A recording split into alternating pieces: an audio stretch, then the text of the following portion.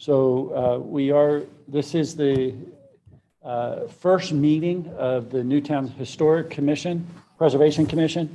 I would make note that we did just take a moment and go around and let everybody introduce themselves. And with that, I would make note that everybody who was appointed by the Board of Supervisors earlier this year is present. And so we're going to go ahead and move on from that. I would open it up for the commission for someone to make a nomination for someone to be your temporary chair, and then we can talk about adjusting the agenda.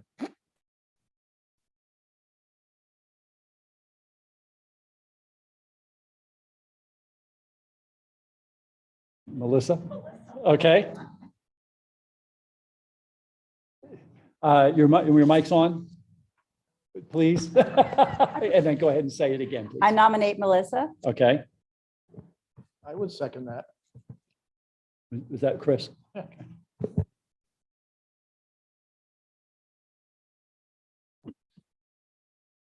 All right. Typically how we do this is we just take one nomination, we do a vote, and as long as there's a majority for that purpose, then that person's appointed for that period, and then we'll move on. So I'm going to go ahead and call for a vote just to get us started. If we can have a vote for all in favor of Melissa being your temporary chair. Aye. Any opposed? Melissa, you are now the temporary chair, and I'm more than willing to kind of help you through the process as we go along. And so we will do that. Thank you very much, everybody. And so our next thing on the agenda, if you have the agenda in front of you, is that we would have a moment of silence and the pledge. And if you'll just lead us in that.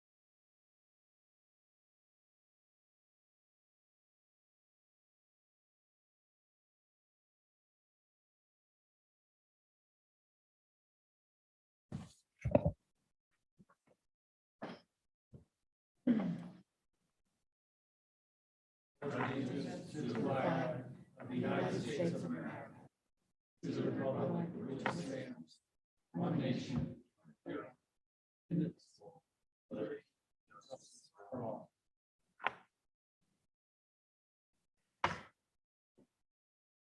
So the next thing we would do is we would ask for a motion to approve the agenda as printed. I know that a couple have maybe suggested that we would move the election of officers a little later. If you all want to do that, we could move the election of officers till after I talk about the Sunshine Act. And then that way you would maybe have a better, clearer picture. And then if that's what you want to do, we would just make note that that's what you want to do, but you could have somebody who makes the motion say we accept the agenda, other than we're just going to move election of officers until after that. I make a motion to accept the present agenda and move the elections to after the Sunshine Act. I second. And then just just say who's all in favor, All in favor? and then any opposed. And then just ask if there's any opposed. Any opposed? So it passes 7-0.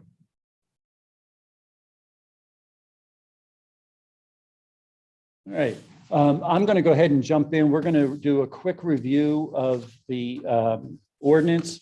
I believe there is a copy of the ordinance attached to the back of your agenda.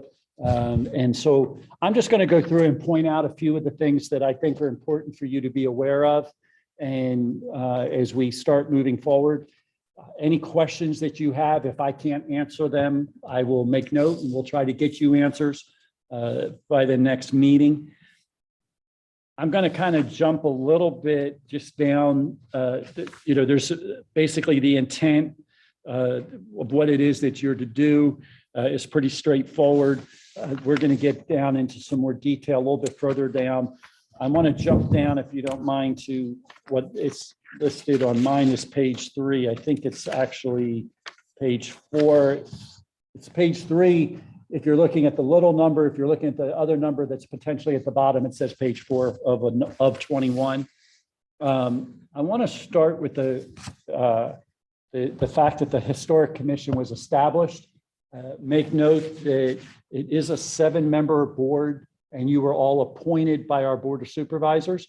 So that's how you got started, and that's how you got selected. And if you'll probably remember, you filled out a kind of an interest form, and they interviewed, I think, everyone, and they appointed. So you also have terms, and you will serve the term that you were assigned. If you don't know what that was, I'll review that with you. I had it with me, but I think I left it upstairs before I came down, of each person's term.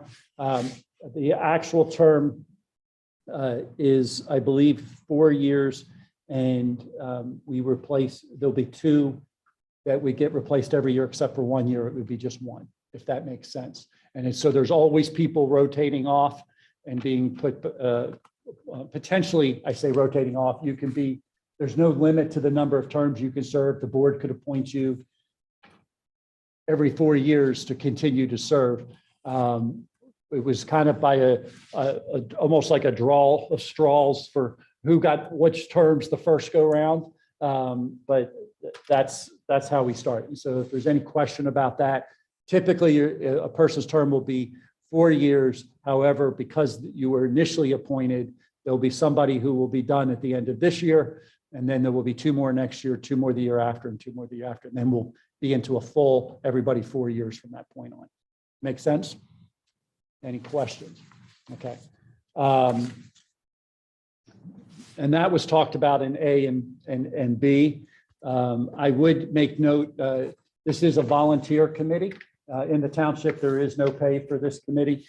And so we thank you up front just for your service. I realize that you're giving back to the community, and I appreciate that. I would make note that if you happen to be absent for 4 consecutive meetings, you would be considered inactive. So it really is important, if for a chance you do need to be absent for more than 1 meeting or for several meetings, that you make sure you let us know, and you let us kind of, you don't have to go into detail, but just, if you say I'm having a health problem or something like that, that way we can communicate with the board so they know it's not that you're just not interested. My hope is we don't have to worry about that. And I have to say, I get to attend most of the committees from the township and commissions, and we rarely have a problem with that. We've got a lot of wonderful volunteers in our community, and I'm thankful for that. So that when we go into a vote, it will, because there's 7 of you on the committee, it will require at least 4 of you to vote in the affirmative for a motion to pass.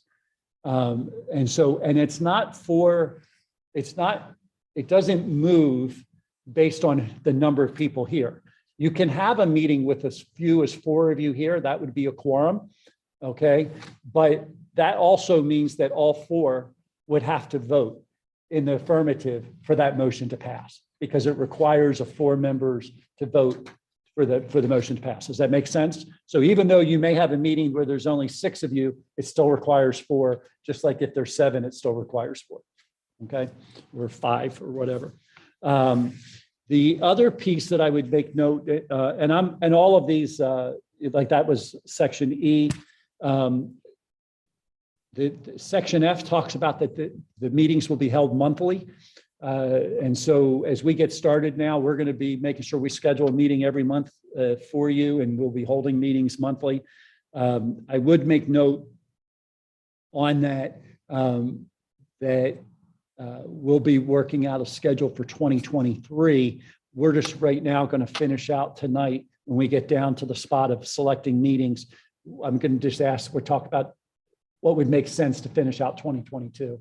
And then we'll work with the board to kind of get a schedule for 2023 going forward. And then finally, another piece that I would just make that's kind of housekeeping is that there is an expectation that you report monthly to the Board of Supervisors as to the activity that you had for that month.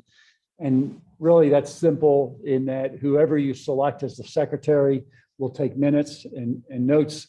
That could be what we turned in, or literally just a paragraph. That it doesn't need to necessarily be long. The board just wants to know what it is that you're working on and what you're doing. So that will be the purpose of that. Then when we go into the next section and we talk about duties of the commission, the first one's probably the biggest piece of maybe I would say like time commitment that might mean something outside of the meeting. In regards to looking at historic sites and developing and pulling in documentary evidence, illustrations, photographs, and other materials to make sure it's worthy on our historic list.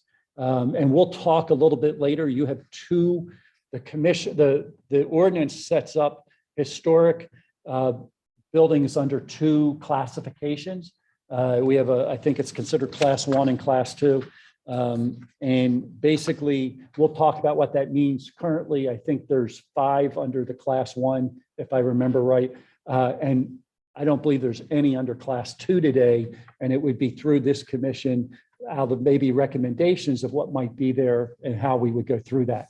I would say that the underlying piece of this ordinance is that it's a zoning ordinance. And because it's a zoning ordinance, we have to follow all the zoning regulations in order to how we follow it. So if there is a piece of property that we recommend, that you recommend would be added through a zoning process, because it actually changes our zoning map, because this kind of becomes like an overlay that goes on our township map. And so any piece of property that falls under either a class 1 or a class 2 would then get marked on a map and would be shown that way. And so I hope that helps. The big piece, one of the things that I see is like one of the big responsibilities as we go on as a commission is once we start getting the list, and we have the 5 that are on the class 1, it would be really, I can't imagine that anything would happen to those, under anybody's watch in regards to destruction or anything. 2 of them are currently owned by the township. I say 2 of them. One of them is shared ownership between us and Willistown, the bridge, the covered bridge. We share ownership with Willistown Township on that. The paper mill house over on St. David's Road, that is owned by the township and day-to-day operated by, I say day-to-day, but the Historic Society is in there and operates that building. And then the John West House, which you are most all familiar with, the tavern, that piece of property is actually the Historic Society is in there as well, taking care of that. And but that's owned by BPG or Equus. The Octagonal School is over at the Dunwoody property, and then the St. David's Church, which is kind of like at the corner of the township, if you know where St. David's Road goes out, and then there's Church Road, and actually it's not, it's Valley Forge Road, is that right? I think that's right. That's where St. David's Church is. And so that's also in the township. So those are the 5 that are class 1. Like I said, I can never imagine somebody's going to come in and say, we want to demo those buildings, right? I'm sure we're going to try to do everything we can to maintain those so that it never gets to that place up ahead of time. Class 2 properties, like I said, we don't have any today. but I know that there's probably somewhere around, I think, 70 potential sites in Newtown that could fall under a class 2. And so as we go through that, the idea would be to, if there are some that are added, that if somebody came in to do demolition, this committee becomes very active in that process. And so the ordinance lays out a process to be able to have people come in and actually get input about what are ways so they wouldn't have to do a demolition, and what are some things to do that would potentially preserve. And it may be that the commission spends time looking at even potentially some funding and some things like that that would encourage, making sure people maintain what they have that's a historic buildings in the town, if that makes sense. Okay, any questions? You will have an opportunity to see any land development plans that come in that might potentially impact historic properties in town.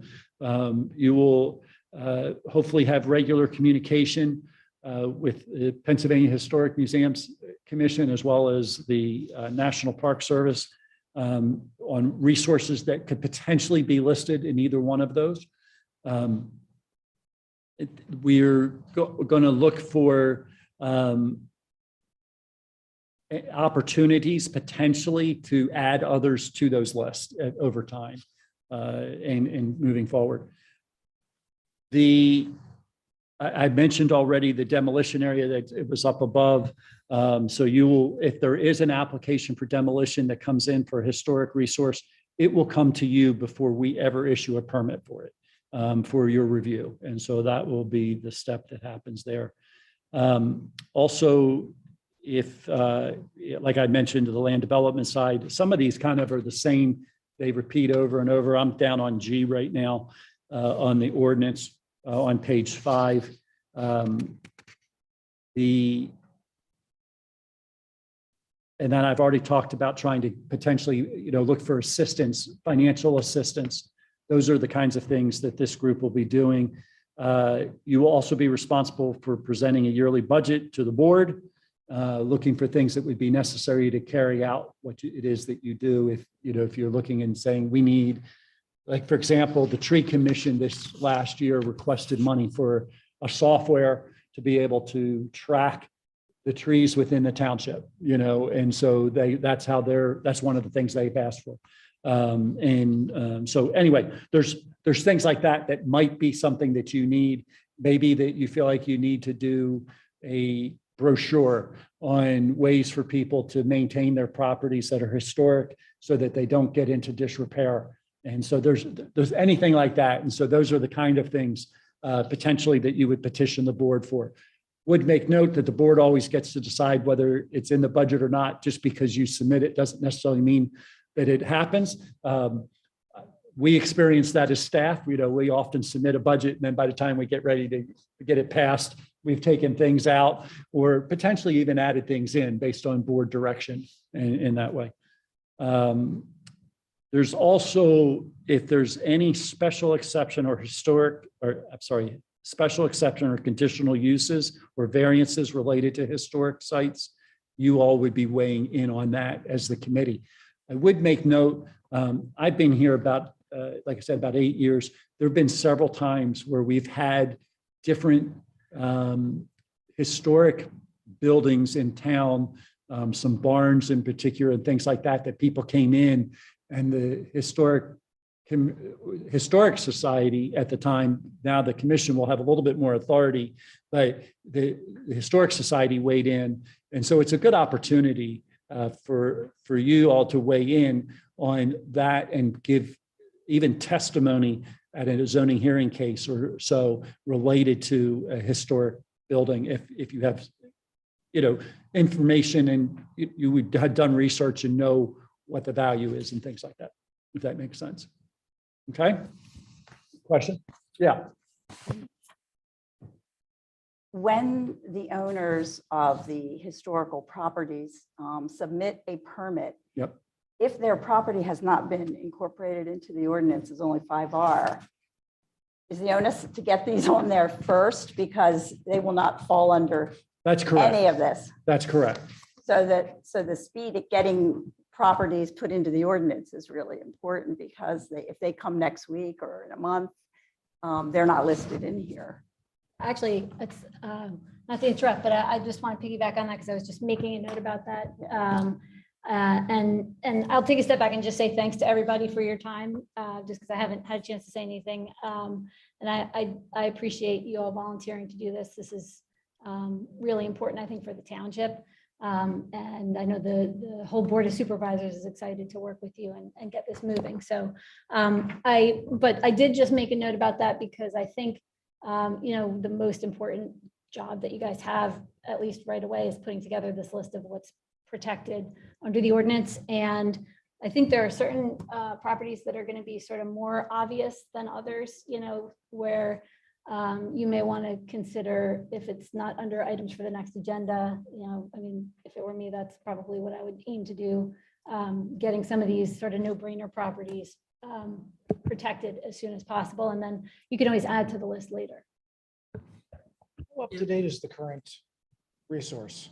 Because I know that back in the 90s, a document that was generated with just a brief on the buildings, and Your mic is on. Okay. I wasn't picking you up. That's why I asked.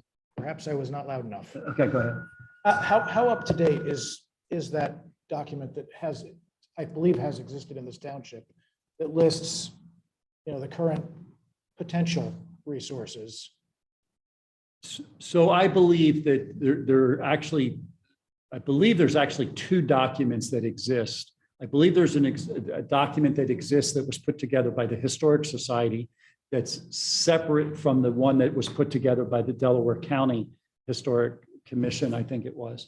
There's obviously a lot of overlap in the two, but I think there's some additional properties that were put on by the Historic Society that were not necessarily on the Delaware County list.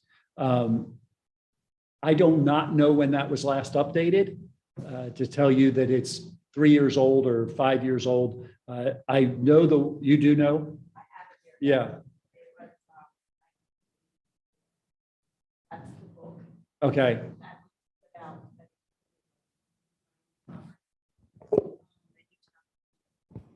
In Newtown Township, 90 properties were included, and they did one for Marple as well. So that is the list that I think they worked off in the Historical Society originally, and probably added maybe 15 to that. Yeah, I'd like to ask a question if I may. Sure. I'm looking at this list and there are 12 or 13 different areas that this commission is responsible for that seem to fall into two very broad categories. One is things that we have to react to that are brought to us from a source outside the commission. And the other are information or actions that we generate ourselves in this commission. And I guess my question to you, and maybe to Kathy as well, is from the standpoint of the township, what are the most important areas for us to focus on? Because we're just getting up and getting started. There are only 7 of us. Sure. And I could see this as being about 6 full-time jobs. But I'm going to defer to Kathy first and then. From my perspective, I think it's what we just talked about, which is getting, I'm sure it's going to be an ongoing list in terms of what's protected. But the most important thing is making sure that certain, the properties that we all agree on that are pretty obvious, or, we get an initial list of those protected, as soon as possible. And I just want to make a statement here. So one of the reasons, going back when I know that there was a lot of going back and forth when this document was put together about whether or not those properties would be put on in the document to start with. And they were not put on because of the way it would have to have been done. And the reason is that anything that is going to get put on is going to have to go through a zoning hearing case. And it's going to have, there's a whole process that will have to go. And can you imagine doing that for 70 properties all at the same time? We would have had probably 1,500 people sitting in the room trying to go through that. So I think what might be one of the first things that this group will want to do is to kind of say, what are the properties maybe that you see at most at risk? And then, you start it that way, or potentially properties that you would say, they may not be at risk, but we'd want to make sure that absolutely nothing happens. And you may have two lists that you're running simultaneously, and we may start setting up, and I say we, I'm talking about you as a group, and you'll be, I'm sure requesting township resources to help with some of this, is that, you may set up a list, and let's just say your first 10 properties, you decide these are our first 10 priority properties. And we have two, one because they're potential properties that aren't being taken care of today.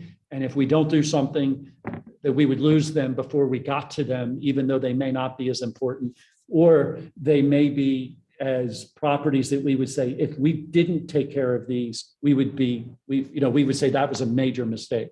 And so you may have two lists that we're operating on, and we may start tackling those 2 or 3 a month with the zoning hearing board, trying to work our way through that to get through to that spot, if that makes sense. It does. At what point in this process, and maybe,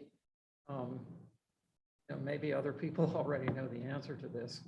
At what point in the process do the owners of the property get informed that we're interested in putting them on a list of historic properties? So let's say you come up with, I'm saying you come up with 10 properties, maybe on both sides. And so we would then take and say, which were the first, I would ask you, which are your top 5?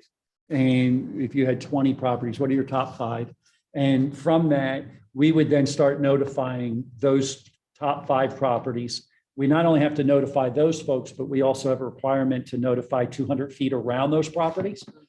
So we will notify the residents next to those that the Historic Commission is interested in moving them to be what would most likely be a Class 2, because I don't know of any property right now that would move itself to a Class 1.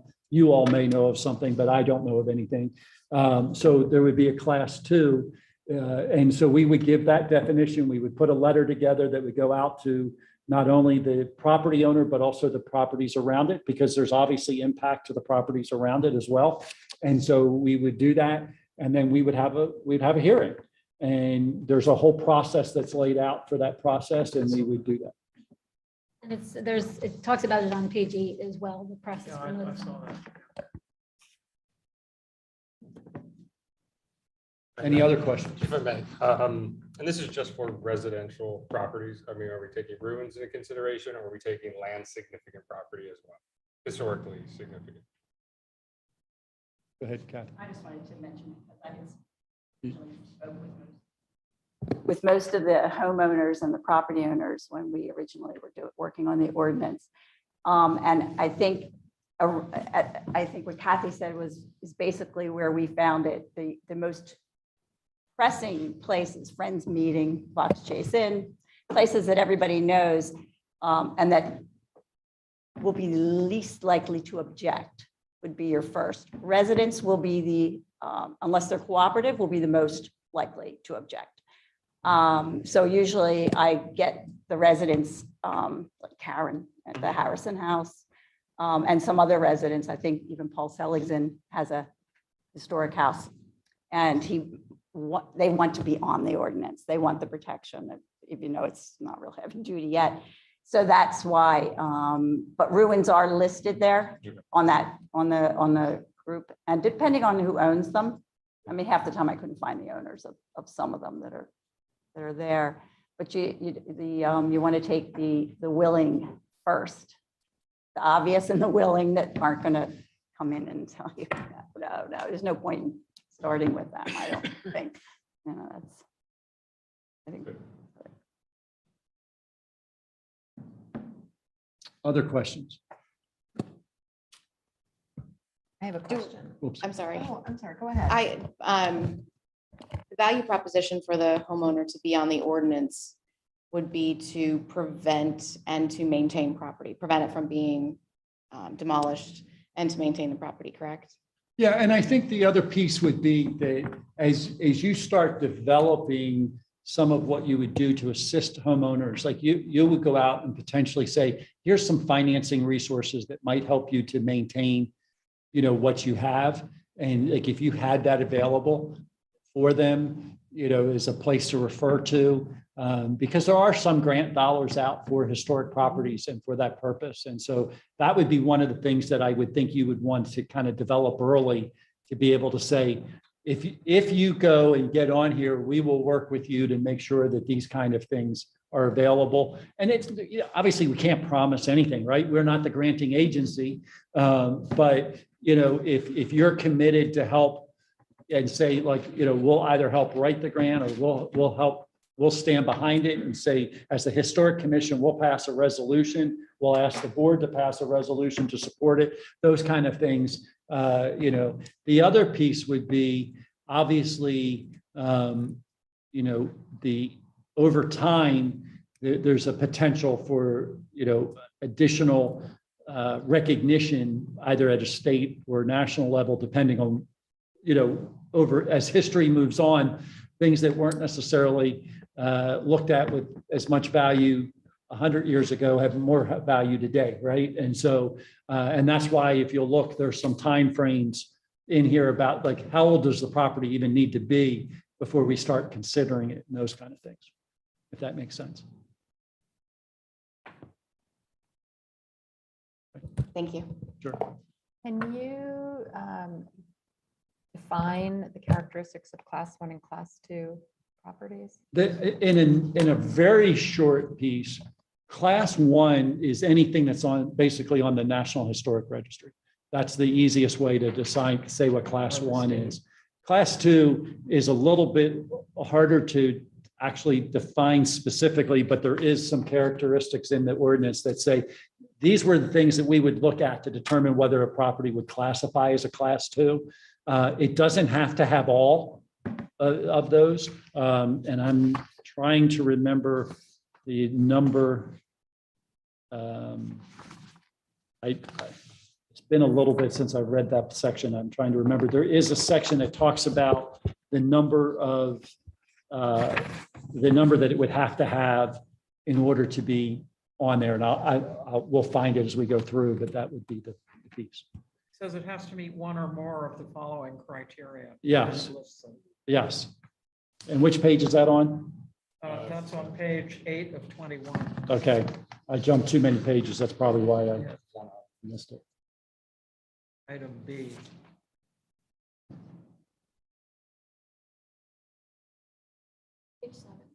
Page 7. I'm sorry. Yeah, I have the original, and you guys have the copy that's in with Oh, your. well, it's page 7. I got you. Oh, yes, I'm sorry. There you go. It was actually that next section that I hadn't gotten over to. So on that, yeah, it talks about those 7, and that would be a part of what you would look at, if that makes sense. It does, thank you.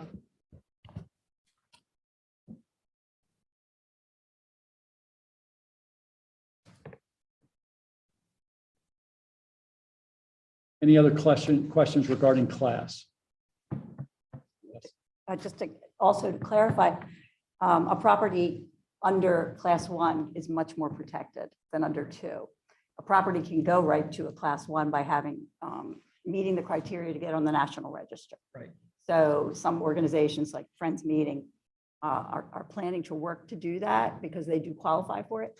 So that is part of the motivation, because that is a stronger part of the ordinance for those classes. I just had one more question about Sure. the designation of class 2.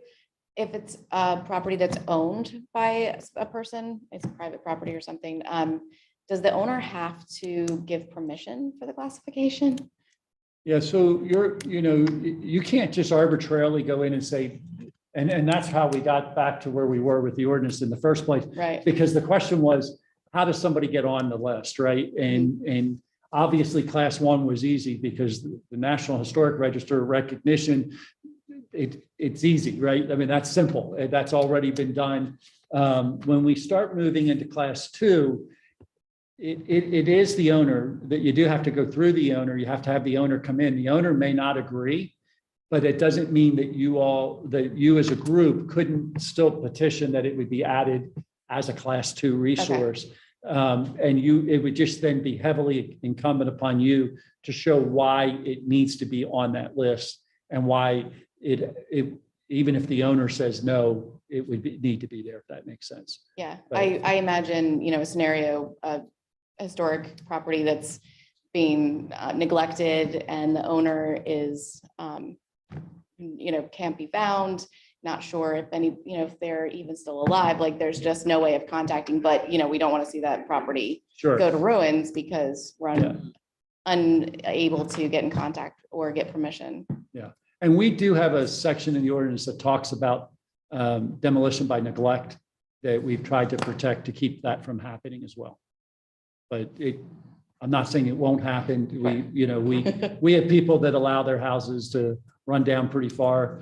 I happen to know of one that, we've been trying to get into for probably about 15, 20 years. And, That's the owner encouraging. is, huh? That's encouraging. Yeah, the owner has, been really pushing back and, we've made the decision not to go any further, but at this point, it really is a situation where the property is demolition by neglect. And so. Any other questions on that? Yep. And one of the things, I'm not going to cover absolutely everything tonight. We could probably be here for 4 or 5 hours going through this. I'm covering most of what I think is like the highlights for you to make sure you understand what your roles are. I would, wanted to make sure that it was included in your packet tonight. I hope you take the time to read through it, make sure you understand it. We'll have multiple staff members that know it.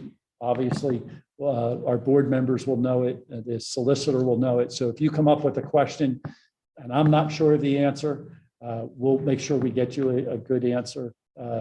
Always my recommendation is if there's something like that, if you want to know the answer at the next meeting, I always say, please ask me before the next meeting and we'll provide you a public answer at the next meeting. And that way we've done our homework ahead of time and make sure we give you a good answer in that way. Okay. Is there a particular staff member in your office that we should liaise with when we have? Yes.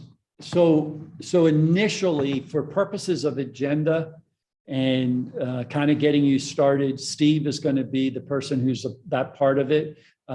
If you in the beginning, anything that you have related to, if you have major questions about it, if Steve doesn't know the answer, I'm going to be your contact person.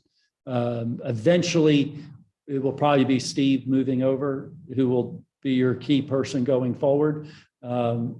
Only because I can't be at every meeting of the township. But in the beginning, I'm going to be here until you get up and get going, until you feel comfortable, and then we'll go forward. Okay. I've probably attended the first year of Shade Tree Commission meetings just until they got going. And now Andy's taken that over and is running most of that, George and Andy. The other person who's really knowledgeable on our staff related to historic pieces of property is George Sheritz. He's way more knowledgeable than I am and has spent a lot of time and knows a lot of information. If I have a question, I usually start with George. And so if you just have a quick question regarding something historic, if somebody on your committee doesn't know, and I think you've got a lot of good help on your committee, but there are George is another one that's like, he loves to read the history of the township and he remembers it. I read it and I don't remember it. That's so there's some people just have that ability. That was never mine. And even when I took my master's courses in church history. So, so anyway, any other questions? I wanted to take a quick moment and I'm going to hop over to what's page 8 with you. And I want to make sure that when it talks about the different criteria, one of the things that's, some like responsibilities that you have, and anytime where you see it says that you shall do something, that's a responsibility. that you need to take care of as a commission. So when I look at D under documentation, it says you shall document historic resource inventory, owner's name, address and or location of the historic resource by address, the Delaware County real estate tax identification number, and the identification described as a historic resource, if it's not the principal structure in the property. So like, I think I mentioned to you, we had a barn that came in. So the principal piece was not necessarily the historic property, but the barn was, if that makes sense. The approximate year that it was built, recent photographs, architectural descriptions, and on what the class would be. And so that's big in that becomes, right now we've got 5, right, as your starting point that because it's on class 1 and we have those 5. But as you add these, it's important that we keep that, and you'll be responsible for keeping that list updated with the township, if that makes sense. And so what my recommendation is, the E says that the historic inventory shall be made available to the public. I would recommend that as long as this group is fine with that we would just put it on our website, and it would always be available. It would be we'll create a historic commission page, and this will be one of those things that you just make available.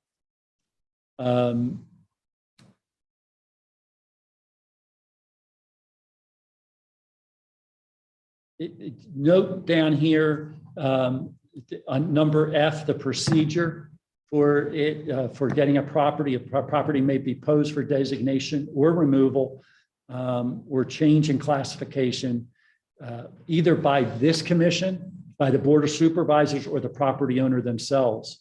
And so they would be referred to you first, and then there'll be a public meeting which will be held here for that, but there's also another public meeting before the board on it and how it moves forward. So understanding this procedure is very important.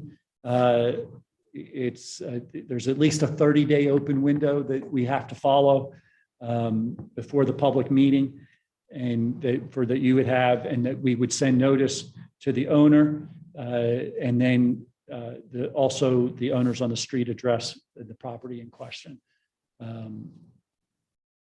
Following that, you would make a report to the Board of Supervisors once you've had your chance to hear on it, and then the applicant and the owner, and to the applicant and the owner within 20 days of the close of the public meeting, and based on the recommendation upon that designation and established in this chapter. So like whatever you determined where it belonged, you would then make that report back to not only the supervisors, to the applicant who came in. So the applicant could be yourselves, the applicant can be the supervisors, or the applicant could be the property owner in this. And so you would make that. And so basically everybody gets notified back as to what that is, and you have 20 days to do so. That's where, really important how we document things as we go forward and doing that.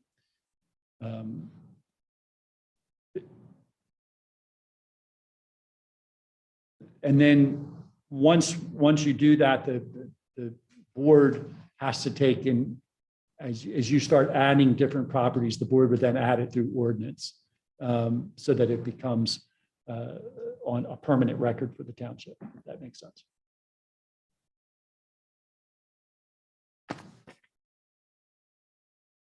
Again, the last piece talks about the burden of proof, and I think that's important. Letter G on page 9, or I believe it would be page 10, if you're looking at the bottom, number 10 of 21, or page 9.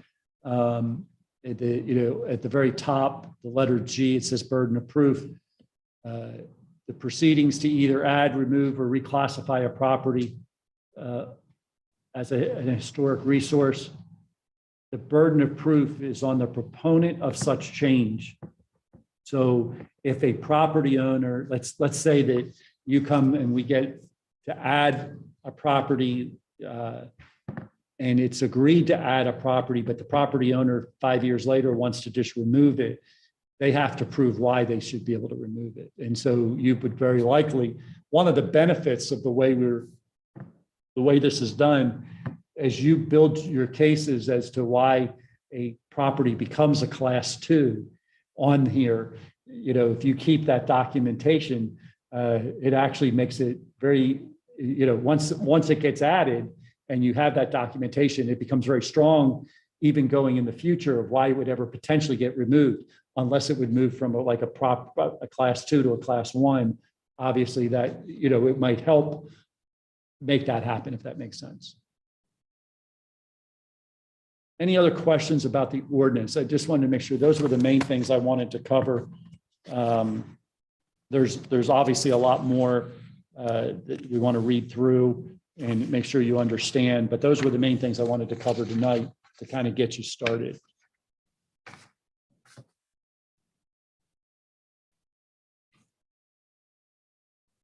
So my recommendation would be to you as a group that probably for the next 3 meetings, you may take another section and you would decide ahead of time. We're going to discuss this section of the ordinance the next time we get together, and whatever section that is, maybe section 69.6 is the next section, and spend time doing that. It talks a little bit more about different steps and procedures, just to make sure you understand what it is. And then also the zoning section, just to make sure you understand what that is, if that makes sense. Okay. If I can, so when this was passed, just so everybody understands, there was actually, I believe, 3 different sections of code that were impacted. So it was created the ordinance and gave you all your standing. And then there was impact to the building code section of our ordinance, which is the 69 section. And then finally 172 is our zoning. And so all of that was in this one document that you have in front of you. If you don't have any more questions on that tonight, I mean, like I said, we could spend 4 hours just going through that this evening. I wanted to hit the main things so you kind of start thinking about what it is. And then I want to spend a few minutes, if I can, talk about the Sunshine Act, because it's very important. So you are a commission of the township. And as such, you will do all your deliberations in public. You will have all your meetings in public. And at any time that there are 4 of you together, because you're a 7-member board, anytime that 4 of you are together, and if you were to start talking about something related to historic properties and preservation, most likely you need to be doing that in a public setting. Now, if you happen to be over at the John West House and you're just talking about how wonderful the John West House is, you're safe, right? But if you start saying, we think the John West House ought to be made a class 2 piece of property, not that you would ever say that, but I'm just giving an example. I would immediately say you're now starting to talk about deliberation. You're starting to change something that's related to here in the ordinance. That conversation has to happen in, I'm going to say in this room. During COVID, we did everything via Zoom. It may be via Zoom, but in other words, it's in a public setting. People have to be able to hear you deliberate about it. People have to know that you're going to deliberate about it. I mentioned earlier that an issue about the ordinance the agenda was very important. Whatever's on the agenda is really what you're allowed to talk about that night. If it is not on the agenda, there's steps that we would have to take before you could actually talk about it. And so what I want you to use as a rule of thumb, if you want to talk about something on the agenda, I'm going to ask that you always make sure that you reach out to either Steve or I to make sure we get it on the agenda, and whoever it is that you make your chair. Your chair should always know what's getting put on the agenda ahead of time, and so that we would do that. So we do that for all our committees. Here's the thing. We by law have to publish the agenda at least 24 hours in advance. We publish all agendas on Friday before whatever the Friday, the week prior to whenever the meeting is. So tonight's Tuesday night. This was put on the website and was published to the public on last Friday evening before we left to go home. And that way we know it gets done properly and it's out, and it's at least 24 hours in advance.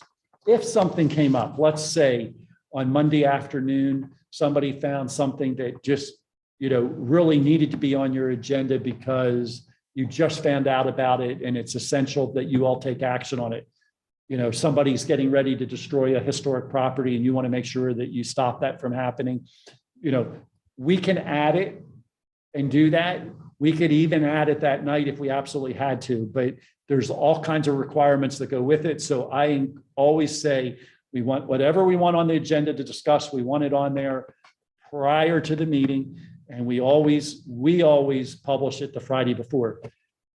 That said, my staff, we sit down with the agendas the Thursday morning before that next week, and we review everything on the agenda. And I say, yes, this is good, or no, this isn't good, or we need to add this because it wasn't added yet, to make sure that the agenda is ready to go. So we will let you know, but typically it's the Wednesday before that we ask for everything.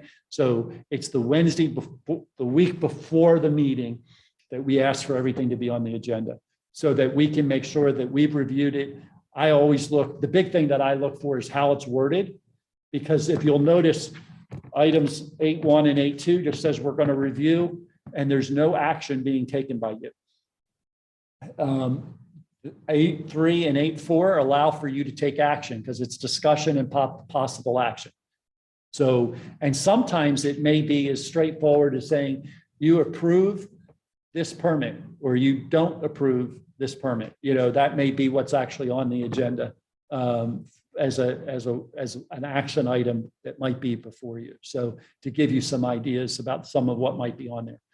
In the beginning, I would say a lot of it's going to be more of just kind of getting yourselves familiar with your ordinance, getting yourselves familiar with what it is you're doing, building your list, what you think might be your top 5, top 10 pieces of property that you want to start with. And maybe for the first one, you say, we're going to start with 1, just to make sure how we go through the process, make sure it works well. And then you come back and we do that. And if we run into a problem, then we maybe need to go back and say, okay, instead of taking this step, we need to approach the board and say, we need to make a minor change to the ordinance. We need to take this step instead. And the Shade Tree Commission's in the process of suggesting a few changes to the Shade Tree ordinance.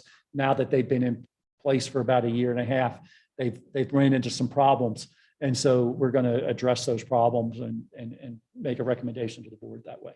Does that make sense? Okay. Just remember that your ordinance is kind of like the guidance. Like you can't step outside of that. You might say, well, we just want to do this. This tells you what you're allowed to do and not allowed to do. If it's gray, then we'll look at it and we may get a legal ruling on it. But typically, whatever the ordinance says is your instructions. The agenda, again, is what you get to cover in that specific evening. So we will always, unless we have mechanical problems or technical problems, we'll always record the meeting. We will always record. We'll be recorded. We're being videoed as well as audio recording, and that's what Steve's actually doing in the corner back there, is moving the cameras around and whoever's talking and all of those kind of fun things. And that's always available to the public for review. You may have public that comes in, wishes to make comment. We take public comment basically 2 ways. They can come here and make public comment at the meeting. We also have a public comment email that we review before every meeting to make sure that if somebody's made a public comment related to the Historic Commission, we would share that with you. You do not have to read it into the minutes. You just have to say that you've all read it and that you all acknowledge that you've received it. So, somebody that writes a 5-page email, you're not having to read a 5-page email onto the record, but you do need to at least all have read it and acknowledge that you've received it, and those kind of things. The other piece about that I would just remind you is, in the place where a lot of folks try to end up moving towards getting into trouble, is that if you start communicating via email, that's just like having a meeting. And so you can't do that. We will send you information, and you will probably find, and Kathy's used to it, almost every time I send the board some information, I write at the top, for your information only, please do not respond all. And the reason for that is, you may have an opinion and you want to express that opinion. You just can't express it in an email. You have to wait until we're here as a group to go ahead and express it. Does that make sense? The other piece about it is I want you to be aware that if somebody comes in and requests a right to know, any emails that we receive at the township. And so if we're going back and forth on something and we say that, you know, this is information we're providing, and you were to send us something that we would be either sharing with the rest of the group or, you know, whatever, or, you know, putting onto an agenda, if something like that came in, just know that your email potentially will be shared with anybody who asks a right to know request specifically about something in that area. And so we will do that. I just need to let you know that. And they could request your personal email just for information. So just be careful, like when you're sending stuff, make sure you're not getting into conversations, and we'll all be safe on that, if that makes sense. Okay. Any questions about the Sunshine Act or anything along those lines? What about telephone conversations? Yeah. Telephone conversations, obviously, you know, if you happen to call another person on the committee and you just happen to be mentioning something or talking about something one-on-one, you're probably okay. You know, it gets a little hazy if you say, well, I'm going to call each person on the committee and kind of get them all on my side. That's, you know, deliberation is expected to happen in public. That's the key. If you were to have a conference call and there's 3 of you talking about something because you're a subcommittee working on something, that's fine, because you're not going to have anything you're not doing anything that's an action that becomes permanent until this board acts on it. So just so, you know, to be clear, let's say that you decide at the next meeting that you want to come up with a committee of 3 people who are going to make a recommendation of what the top 5 projects should be to go for class 2. And you come back and they come back and they give you a list. All of you would have to vote on it, and at least 4 of you would have to agree to that list before you would move forward. No single person, no 2 people, no 3 people can make a determination for you as a group. It takes 4 of you, and it needs to happen in a public setting. And this being the public setting. Does that make sense? So I don't want to say you can never have a phone conversation. You just can't call up and have a conference call of 4 people and say, we're going to handle this and we're just taking care of it, we'll make a decision. You need to do it in a public setting if you're going to do that.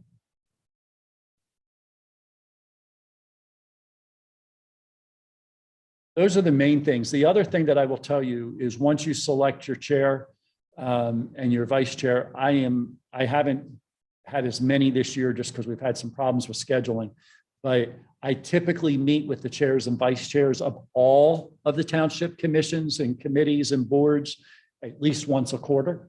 And going into next year, my intent is to do it every other month. I'm going to actually set that up. We're going to have them all on a schedule ahead of time. I do that for the purpose of basically 3 things. One is to make sure that you all know what's happening on all the other committees, so that you have at least 2 people on your committee that are aware of what's going on all the other committees and that are in the township. Also, if you're working on something that may impact another committee, it's a great opportunity for you to share that.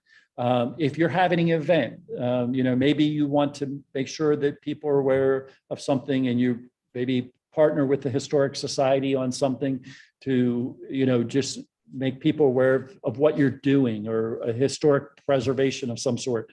I want to make sure that we don't plan that event at the same time another committee's planning another event. And so it works for that purpose. I also use it as a chance to really share, you know, how we're going to handle the budget process and how we're going to do different things. And so that's the real purpose of that meeting, just to make sure everybody's kind of on the same page, understands what we're trying to accomplish, and everybody knows. Because sometimes you may say, knowing what the planning commission's working on, or knowing what the zoning's working on, or knowing what EAC's working on, Environmental Advisory Council's working on, it might make a determination on something that you're doing. You stand a little bit more alone than some of the committees do, but you know that it does matter. And so you'll be invited to that. I try to keep it relatively short. I say relatively short. I normally do 45 minutes for with the 30 or 45 minutes with the chairs and vice chairs. Then I invite in what we call some of the other committees in town, like the Business Association, the fire, so I know all of the other groups come in. We have about 30 minutes together, and then I dismiss all of our chairs and vice chairs, and then I meet just with the not-for-profits that assist us in what we're doing. I think the Historic Society has been invited to those meetings. So it's just those kind of things that we do. Okay. Any other questions? How we do things? Whoever gets selected to be your secretary, you'll be working with Steve, and we'll show you how to use our software. We have a software that we use to record minutes, and it makes it pretty simple. Again, minutes tell really the actions you've taken. It's not every word that's said. So I don't want anybody going, oh my gosh, if I become the secretary, I have to make note of everything that's being said. I would hate to think somebody has recorded every word I said tonight that had to be written down. It just wouldn't be very exciting reading. So we don't do that. We just, if somebody from the public speaks, we make sure we get their name and address. And then what is it, the basic, they spoke in favor of, or they spoke against something, or they recommended that the committee do something, in that way. If everybody's in favor of something, we tend not to make a whole lot of comment about a particular item being passed. If somebody's really opposed, we might mention why the person's opposed. And if you've ever seen our minutes for the board, it actually lists out, this person voted yes, this person voted yes, this person voted yes, this person voted no. And so that there's an actual record of that. And so, any other questions? All right. So I've covered items 8.1 and 8.2. So now I think we'll go back to 8.7. And so Melissa, what you're going to do is you're going to ask for nominations for the chair. And once you get that, I need a second to that nomination. And then you would call for a vote. And then usually I turn it over to whoever becomes the chair. And then they would take the vice chair and the secretary. Are there nominations for a chair?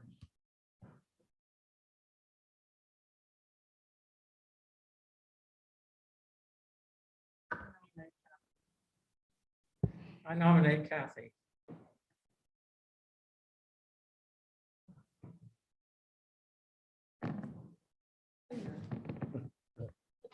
I'm sorry.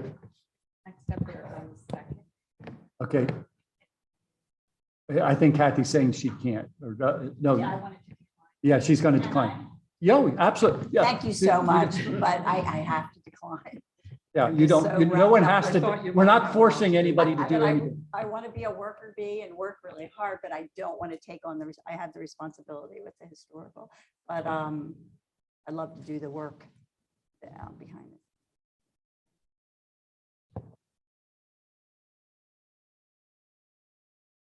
There's another nomination. I would nominate Connie.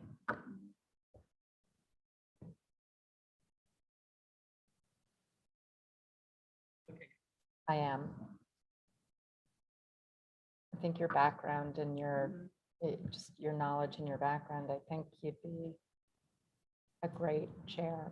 If I say yes, am I committing my?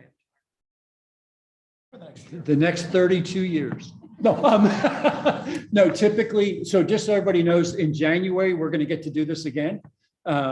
So under township code, every committee has to reorganize in January because you're going to have you potentially could have a new person on the committee, or somebody would be reappointed.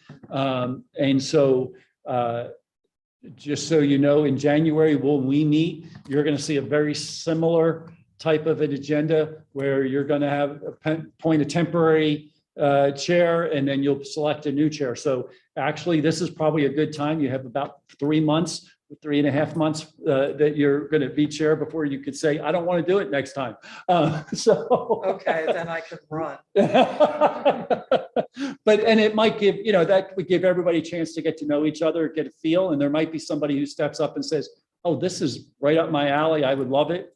Or there might be, and there's nothing that keeps you from saying, yeah, I've done it for as long as I can and I need to step down. So it's not like you're making a commitment forever. It's usually a 1-year commitment to that role. Well, I was thinking more in terms of hours per week. Yeah, so here's the thing, I want to be clear. I understand that you are all volunteers. And, I look at this and say, there's a ton that needs to be done. The expectation, and I don't want to speak for the board, but the expectation isn't that you're going to have it all done next week or even by the end of the year. I see this probably taking maybe even 5 years before your list, like you've gone through all the properties and you've done what you wanted to do to get class 2s, all the place that you want it to be. It may take longer than that, so I don't want you feeling like, oh my gosh, we've got to get something done tomorrow. Now, I think the board would expect you to take action and be moving in a direction, but I can tell you, I don't think there's any expectation that it's done within even 1 year from today. It's going to take time. There's a lot involved in this. And so I think you're really looking, I think the place where you really want to focus, obviously is getting your procedures set up and how you're going to review things, making sure you understand this, making sure you have your list. You already know your class 1s, make sure that list is published and all of those kind of things. And then just start taking one at a time. And maybe part of it's even education. You're going to have to spend some time educating property owners to the benefit of what this is. Would it be okay if we would do something like the John West House, go over there and run through that as a sample of what we should be doing as a group? Do we have to have it that public, or can we go over there? Because we go out to the first house, we're not going to have a real idea of what we get a guideline. Yeah. But we don't really know what we're doing. Now, if we have a person whose house it is, we're going through it and we're all confused. Yeah, so you're not necessarily going to be going through somebody's house. Okay. I just, and the way this ordinance is written, the focus is much more on the exterior than the interior. You're not determining, if somebody wants to go in the interior and put in drywall instead of, the original horsehair plaster, I don't think you get to decide that as I've read this ordinance. It more has to do if I live at 123 Bishop Hollow Road and my house is now classified, and if 123 is an actual address, I apologize to whoever that is. But, I'll pick 106 Hunters Run. That's where I live. I'll be open. And if you all declare that that's historic, I'll tell you, you missed something. But anyway, but if you take 106 Hunters Run, it's class 2 for whatever reason. It's got special trim on the outside that fits that. And that would be the focus, right? And so, and that would be, and it goes through the whole process, and all of a sudden I'm now a class 2 property. I don't see you going out necessarily. You may go out to the property and evaluate from the outside, but again, you don't have the authority any more than I have the authority to go walk on somebody else's property and just go start looking and saying, we think you need to be a class 2 and we're going to, just go do that. You have to go through a process. And so, even our codes officials, when we even know there's a violation, we can't just walk around the outside of the house. We have to go to the front door. We have to explain what the violation is that we've seen or have been told about. And if the property owner invites us to go further, then we go further. So I just want to make sure that we don't all of a sudden start going out to people's houses, and we'll scare a lot of people off that way. So you got to remember, people do have property rights. And as we're doing this, we're just trying to protect a resource that's a historic resource in the community. That makes sense. Okay, well, getting back to the matter at hand. Yeah, I just want You to, haven't totally terrified me. okay. I just wanted to clarify a little bit because as it stands now, you can start, and I think Steve had a really good suggestion, when you take one property that we know is going to be cooperative, Yeah. Friends meeting, it qualifies. It probably qualifies to go on the National Register. So that would be one. And the people who are in it are part of the township and part of the Historical Society. They run the meeting house.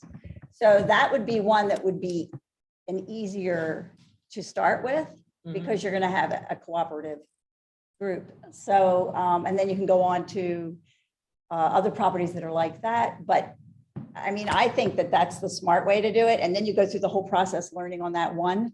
Oh, that makes a lot of sense. Yes, Yeah. and because, nobody's gone through this yet, so. But they're gonna be helpful too. So it would be a much easier thing. So just so you didn't get scared thinking, I know, it sounds like daunting, but the list is also, with the list that we have, there's someone who's very well versed in it on our society, Doug Humes.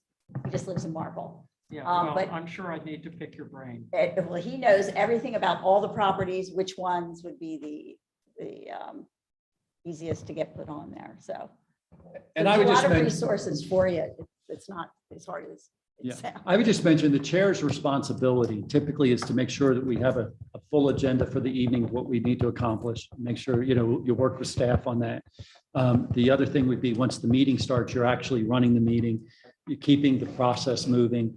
Don't get bogged down like I did tonight on one area, but, keep things moving along in the process. And then, I like short meetings. yeah, I'm in agreement normally. So, Well, I'd second the motion if Connie accepts. All in favor? Aye. Thank you. Congrats, I think- kiddo. Yeah. Unanimous. So okay, now do I move over? you can, absolutely. Sure.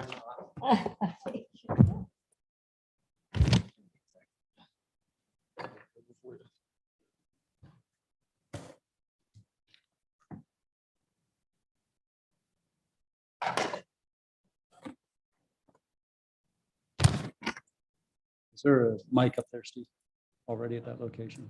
If not, would you move it over for? please? Yep.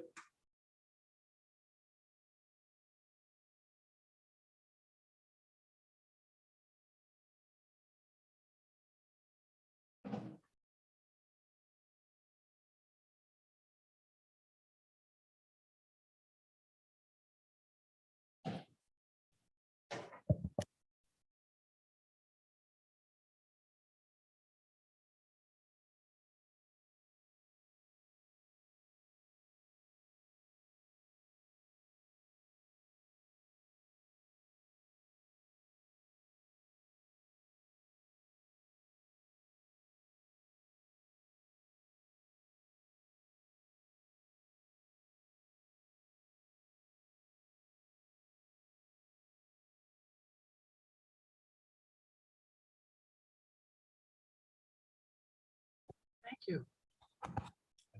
Short meetings are good. Okay, we now need to elect a vice chair. So I will entertain nominations for vice chair. Come on, people. I nominate Frank Falcone. Not a techie. Vice chair doesn't need to be a techie.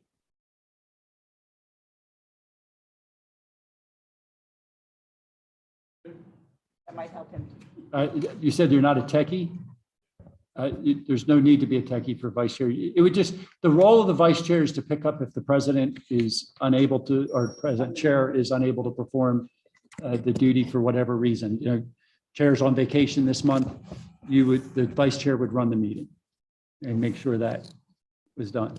When I say I'm not a techie, I have trouble getting into my phone. I'm not a techie. Yeah, but for the purpose of the chair, you don't need to be. Or vice chair.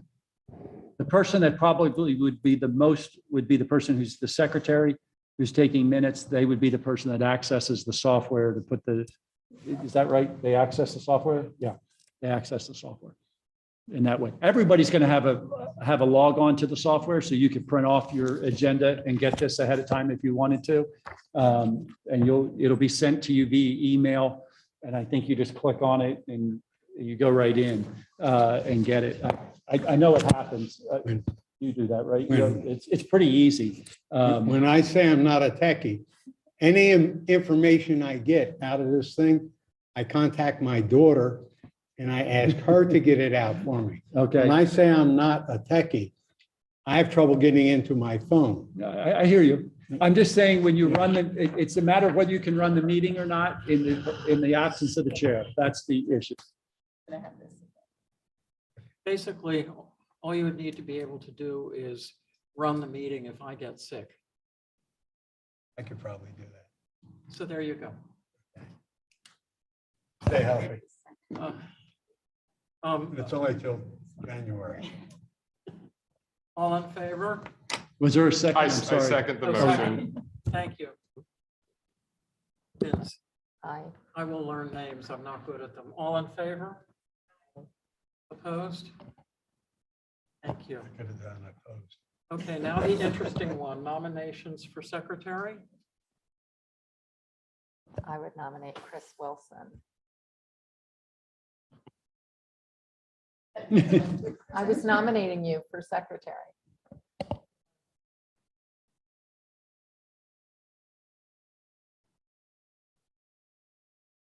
Nominate Tiffany. I second. All in favor? Opposed?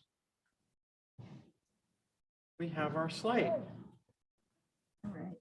Now, the next item on the agenda is discussion and possible action regarding the 2023 budget needs. I have to honestly say, I, at this point, do not know what you would need unless there was maybe a communication piece that you wanted to put together at some point. That's the only thing that I can think of right off the top of my head. I think we could take care of creating a report for you of properties without having to go out and purchase any software. I mean, we're not talking, even if you get all 115 properties or whatever it would be on the list to all be on that list, it's not so many that I don't think we could figure out a way to take care of that with in-house information that we have at this time.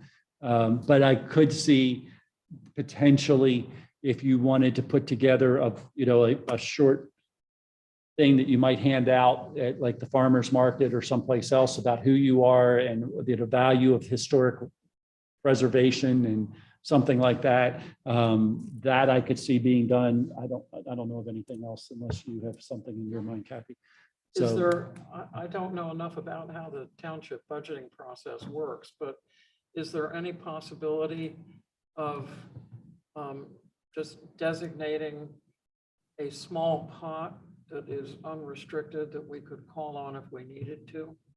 I mean, I can put something like that as a proposal to the board. I'm not sure what your definition of small is. Typically, like if you were going to do a handout piece, even if we did it, I know Steve's done several pieces actually in-house, but it still costs us, $300 or $400 by the time we get done paper, and we Right. pay 8 cents a copy for color copies. It starts to add up, and we do that. So,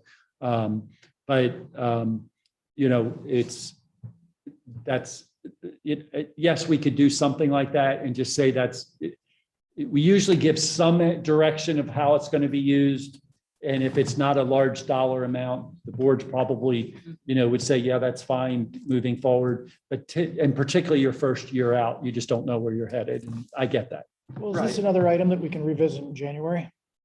So, excuse me? Is this another item that we can revisit in 3 or 4 months when we? Not really. Yeah. So just so you understand how the budget process works, typically, and this is why you're kind of behind the 8 ball in this, I've actually been working with all the other committees starting back in June of this year.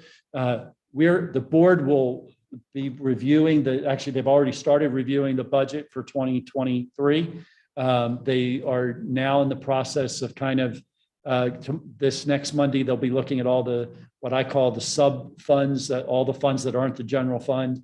And then in October, we're going to put everything together for them, the total budget. And in November, hopefully they're going to say, this is the budget we want for 2023 at whatever dollar value that is. And then that'll be approved either the last part of November, beginning of December, and it goes into effect in January. They are by law required to have a balanced budget passed before January 1st. I mean, that's That's the requirement of the board. And that's what we work towards getting them. So that when I say not really, that's kind of where we are in the time frame. Like I said, if you came back in October with some ideas, I could probably get that added. November might be too late because we're going to actually have advertised the budget in November, if that makes sense. And I understand that we're late to the table with you all. I just, here's what I would say. First of all, I can't imagine you come back and say, we need $50,000 for anything. I could potentially see you coming back and saying, I need $2,000 or $3,000 for something. And, I'm okay putting, $2,000 in the budget and saying, this is kind of earmarked for the historic commission with the idea that they're not 100% sure what they need, but this will give them some seed money to start if there's something. I don't know what you were thinking, but I was thinking something along those lines. yeah. So if we would have $3,000 in the budget and we didn't use it, can we get like less next year or do we have to get more? We No, don't so have to use the money? here's what I would say.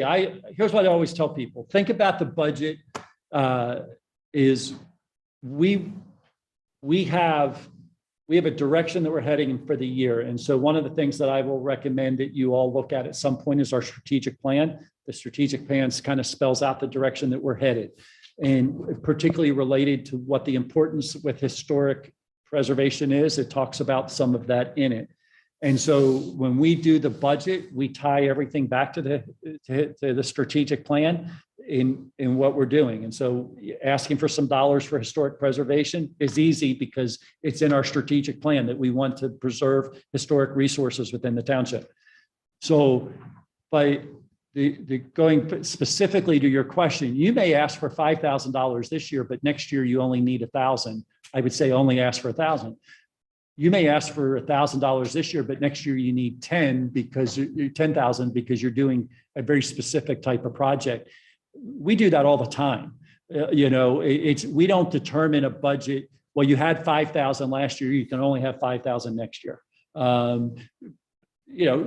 That being said, if somebody asks for a lot of money, it doesn't necessarily mean they get it. But if you have a plan of how you're going to spend it, we present that plan to the board and the board acts on that plan, if that makes sense. The dollars are, I don't want to say they're immaterial because they matter, right? That's our tax dollars at work. They matter tremendously. But what really matters is what it is that you're doing with it. And I get it. This year, you really don't know yet. So I think a couple $1,000s being set aside if you want to do something is reasonable. Normally, I would say you should have a plan. These are the 5 things we want to do in 2023. And it's going to cost $2,000 for this. It's going to cost $500 for this. We want to attend a class that better understanding how to preserve natural resources or historic resources in the community. And 2 people are attending and it's going to cost $200 for that. And that's your budget, whatever that is. And then you would put that together and the board would approve that budget at that level. That's typically how we do it. But understanding that you're new, we've done it before where we've said there's a bucket. All I would say is then when you go to spend it, you need to go before the board and tell them how you're spending it because they approved it in general. They didn't have a specific. You need to be specific and tell them what you're doing. And I think part of the question too was, am I correct in thinking that funds don't carry over from one year to the Oh, if next? that's the question, they do not. So when we start at the end of my public works department always wishes I let the funds carry over because if they don't spend it, they'd like to have it for next year. And I tell them no. When we start the new year, we start everybody basically at 0. It's not totally the case, but obviously we know certain salaries and things like that are all there. But we basically start all over and you have to explain why you need these dollars in going forward. Perfect. I'd like to suggest that we all think about what our number should be and what our possible things we might want to spend on should be, and come back next month and give Steve a number. And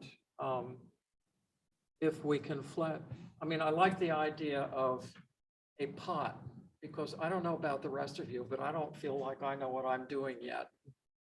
And so I like the idea of an undifferentiated pot that we can tap. But there may be some things that we do want to throw in there. So if we can plan to do that next month, we'll put that on the agenda for next month. We will. We don't have to make a motion about this, do we? No, I'm hearing that you want to discuss it next month. We'll just put it on the agenda for next month and you get a final number at that point. Okay. I had a Okay. question real quick potentially pertaining to the budget. So when we're looking at evidence for a property to be classified as a class 2 resource, would we collect, say, the photographs and then need to print them, or would they be collected by the homeowner, and then would they be digitally stored and shared? I'm just thinking from a budgetary, if we need to print photos Yeah, in order for everyone to That's- view or to have documented. that's a good question. So if you'll look at the agenda tonight, you'll see under 8.1, there's a blue line on the agenda up here on the screen, and that's a link. And so let's say that you had 5 pictures for a property that you wanted to share. We would actually attach them right here on the agenda. They would be there. That's not saying we wouldn't print something, but typically we try to do everything for the agenda through scans and through documents that way. And we put them right there. And that way it's available to not only everybody who's going to be at the meeting, but anybody in the public as well can tell exactly what it is. And so, for example, like, let's say you had a picture and you wanted to bring it up, and I'm picking on, like, this particular property has a certain type of molding that only this property has, and it's very historic. We could pull it up. You could have a picture of that particular type of molding, and we could show it right on the screen. We could circle it. We could, do those kind of things and be able to show what it is. Thank you. Does that answer your It question? does, Okay. absolutely. I had one more question for Kathy. Regarding Newtown Square Day and the wonderful booklet that is created and printed. If we were to have a page or an article or an advertisement, would that be something we would need to budget for? Okay. Then think about what we would need to budget for And that. also probably applications for being on the National Register. I think that there's money required to do some of those things. as Well, well. these are the kinds of things that we should be thinking That's, about. yeah. Mhm. If it's legal in terms of the sunshine law, which I'm still getting my arms around. If you guys have suggestions like this and things that you know about that I don't, why not send them to me? Can they do that? Yeah, as long as they send them to you individually That's what I mean. and you don't discuss them as a group, No, and that's you're what I mean. just, your purpose is to collect them, to I'm just share them telling at the meeting next time, absolutely, that's fine. Okay, guys, send them to me. And what I would, individually. recommend, if you're going to do that, is you copy in Steve. And that way I make sure that we have we know what's supposed to be on the agenda as well. Yeah. Well, the individual things may or may not go on the agenda. It depends on. No, but at least I would have a pack. Steve prepares a You packet for would me know for what's- every meeting. You would know So what's going I on. would know what's going on. And Bingo. if Steve takes over and is doing it, he would know what's going on. And so Yeah. that we're ready to be able to answer questions Sure. ahead of time. That's the key. I just want to make sure we can answer questions and say, Sure. yep, the township can do this, or no, it can't. But this will give us some idea of what size pot may need to request and what kind of ideas we have for what we may want to spend it on, or what might be lurking in the bushes that we would need to spend it on. Okay. Anything further on 2023 budget needs right now? Okay, discussion and action regarding the next Historic Preservation Commission meeting date. So we have to pick a date to meet.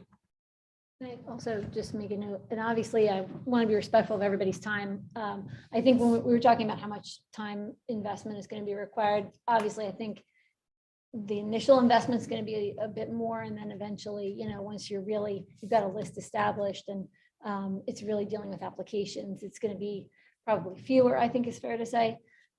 So just think about that. The ordinance does allow you to meet more often than monthly if you need to. My only concern is if we're going to wait till next month to have a group to get together, and then the following month, they're going to come up with a list. We're going to be, 3 or 4 months in before we get anything moving for a specific property. By that time, some of them could be gone. So, Well, would everybody be comfortable with meeting sooner than a month from now? Since we've got, what do you think? 2 weeks, 3 weeks? How do you feel? Let me ask this question just so I can help guide you, okay? And when I'm saying this is we have 10 different committees that meet at the township. And so I'm trying to make sure that I have the right people to help the right people for the right meetings. And so I just want to make sure we have the right thing. And so if you give me a hint as to what kind of days you're looking at, then I can tell you what availability is a little bit faster. Well, this is a Tuesday evening. Is that good for people? Is that good for the township? Currently, Tuesday's not bad. It depends on the Tuesday. So on the Well, what about the Tuesday 2 weeks from now? Tuesday, 2 weeks from now would be the 4th of October. And I would say we could do that. How does that sound for you guys? Pardon? I can't. You can't? What about 3 weeks out on Tuesday? 3 weeks out, I have a Trails and Greenways meeting that starts at 6. What day of the week might you have another availability On- on those on- weeks? It's hard.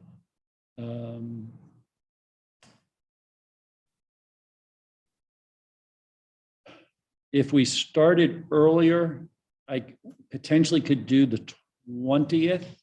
I could do the 12th or the 19th, which are both Wednesdays. I could do I can't do the 5th. How would the 12th work for people? That's Wednesday, the 12th.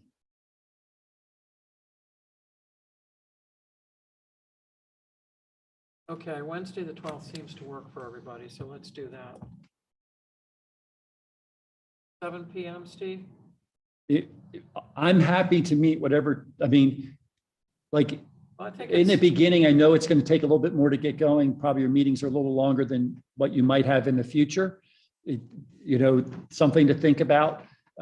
If you want to meet earlier, we can meet earlier. I'm happy at 7.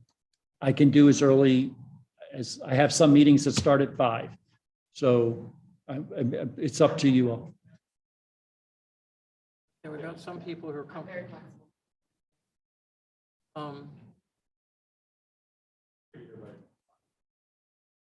Okay, you want to do 5 o'clock? Okay, we'll do 5 o'clock. Okay. And I'll just note, I can be here, but I may have a partner.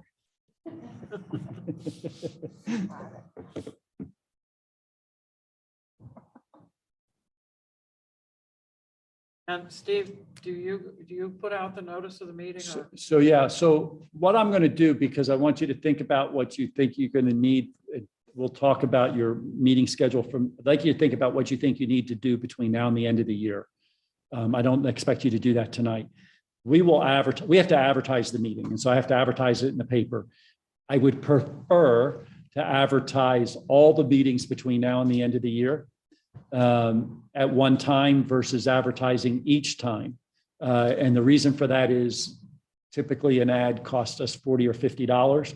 And so if I can do it one time, it probably costs me $60 or $70 to do it once versus $50 to do it each time, if that makes sense. And so I always look for ways to save money.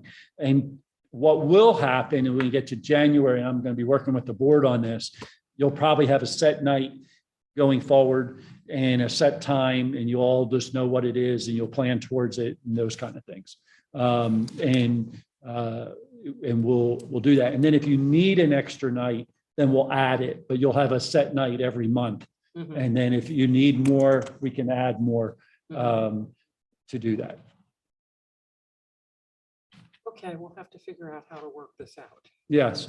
The other thing that I would think about, Connie, maybe you and I should touch base about a handful of kind of things that I think you might want to consider putting on the agenda next meeting on the, what did we say, the 12th? And then if that's all right, you don't have to act on something as a board, but if it's on the agenda, it gives you the opportunity. So like one of the things I'm thinking about is potentially creating a subcommittee of 2 or 3 people who would start to look at maybe what some of the, bring back a recommendation to the board of potentially what are some of the first projects that you ought to consider taking on. You and I should probably get together fairly soon. Yes.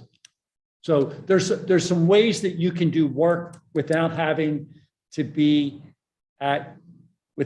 have a meeting every 2 weeks. You might need that to get yourselves kickstarted and going, but the idea being that there's some things that we could do to set up some smaller committees to kind of get you started and get yourself in place. And then from there, be ready to go. Right. Okay. Okay. Well, I'll send you an email requesting it.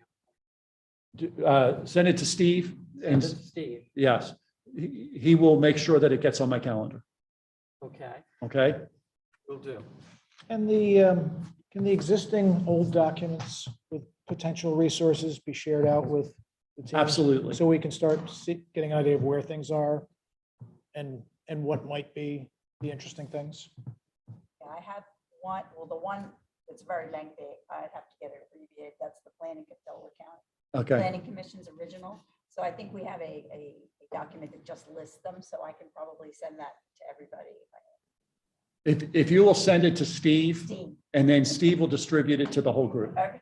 That's- Rain or sunshine. It's available online, right? I think I was just looking on here. I thought I found it online.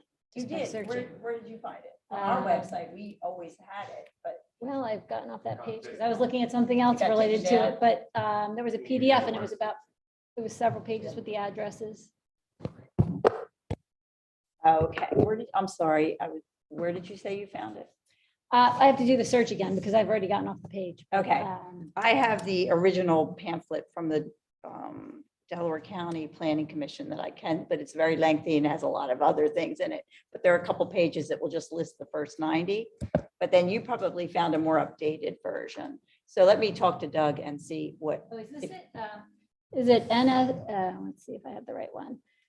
NS History.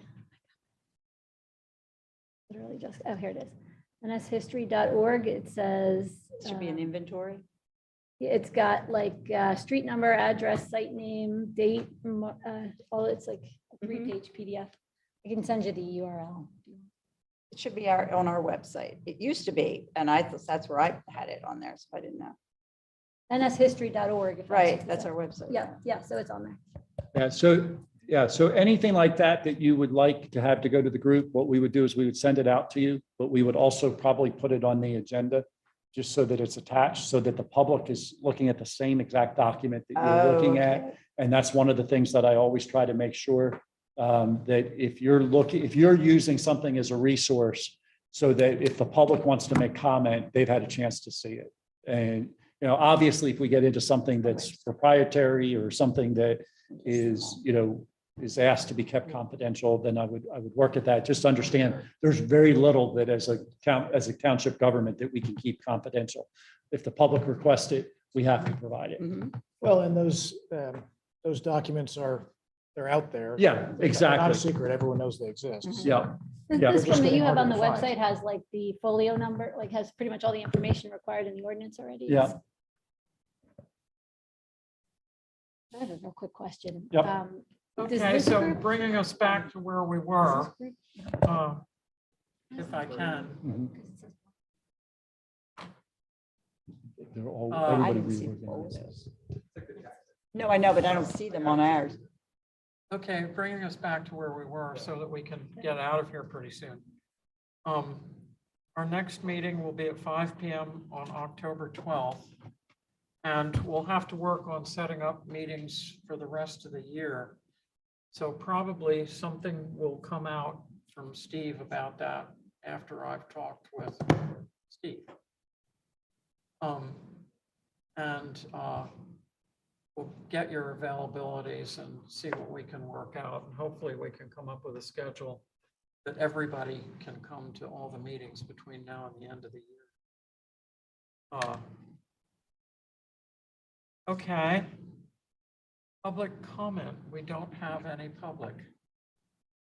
Therefore, we can move on. Items for the next agenda. Well, Steve Neese has been making a little list. Does anybody have anything they want to add to it?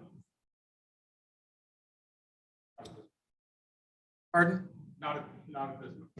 Not right now. Okay. Steve, do you have anything else you want? Sorry, no. I'm discussing it in terms. I'm going to bring at the next meeting, I'll bring the terms for each individual, like what's your length of service? Oh, And so okay. that if there's any question, typically your term ends at the end of the year. And so we'll look at that and make sure everybody's on the same page. I think it would be very nice if in addition to that, you could provide us all with names and contact information for everybody on the committee, because we don't all know each Yeah, other. everybody signed the document that I handed around earlier. Is anybody not signed that? Yeah, make sure you have done that. That way we have the most current and it will be available to you. Just remember that when if you're doing it and you're going to send an email, if you send it to everybody, it can't open up a discussion. I just fair warn you on that. If the purpose is just to share information, it's usually okay. My recommendation is to always send it to Steve. Let Steve send it out as it comes from us. Steve will oftentimes send it to you. If we start seeing conversations happen, we'll send it to you blind copy, and that way it kind of keeps the conversations from happening, and it protects you, because there's a penalty, and I don't want anybody having to pay the penalty because the township can't pay it for you. So that's important, and that's why I fight so hard to make sure we do it right.